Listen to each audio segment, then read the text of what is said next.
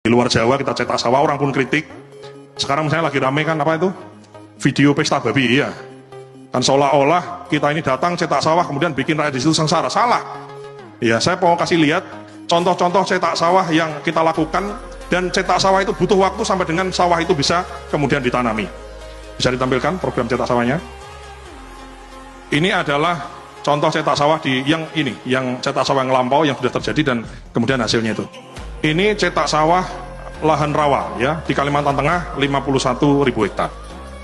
Ya tadinya rawa begitu, nggak bisa ditanami. Ini kemudian kita lakukan optimalisasi lahan cetak sawah, kemudian 51.000 bisa sekarang ditanami. Ini adalah contoh cetak sawah di Wanam di Papua Selatan. Jadi memang daerahnya daerah berawa, Pak Menteri. Daerah berawa, kalaupun ada pohonnya itu kecil-kecil gitu loh. Jadi memang menanam padi itu yang susah bukan bibitnya, bukan pupuknya, bukan pestisidanya, bukan. Nanam padi apapun yang susah itu bukan hanya lahannya, tapi lahan yang ada airnya. Bibit bisa kita ciptakan, bisa kita dengan modifikasi dan lain-lain, pupuk bisa kita ciptakan, air itu tidak bisa kita ciptakan, hanya bisa kita kelola. Sehingga kita memang memfokuskan daerah-daerah yang banyak airnya. Ini contoh di Papua Selatan ya, di Kurik gitu ya, di Merauke, dulunya rawa.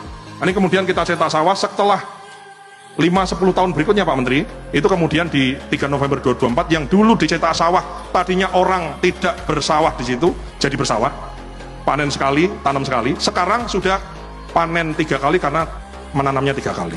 Jadi mohon maaf, dengan segala hormat, kita hormat sama semua kritik yang dialamatkan kepada pemerintah, khususnya kami di Kementerian Pertanian. Namun berdasarkan catatan sejarah kami, daerah yang kita kemudian cetak sawah, kita berikan insentif, kita latih orangnya bertani di situ, kita kasih alat mesin pertanian, kita kasih bibit terbaik, kita kelola airnya, dan di mana-mana itu kemudian hasilnya itu kemudian mensejahterakan rakyat setempat.